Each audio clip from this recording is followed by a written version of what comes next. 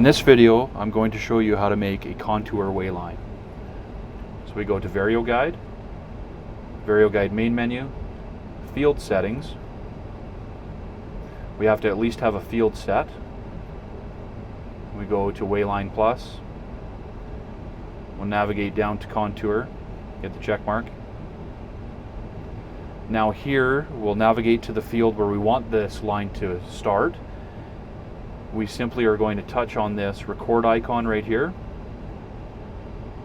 You're going to drive your fence line or wherever you want your line to be. So this here pause icon, here we have the ability to pause our contour as we are creating it, and from the point where we pause it to the point where that we resume, that will become a straight line.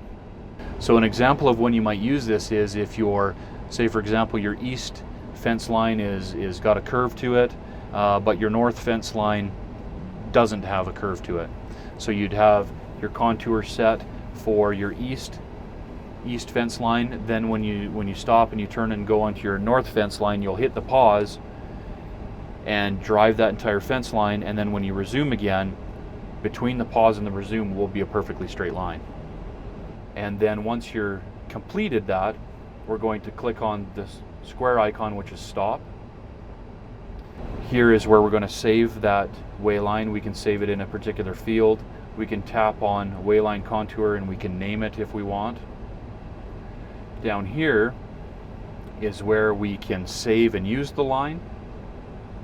The one in the center is where we can save it but not use it. And then the red X is where we can cancel what we've done. So we're going to save and use the line.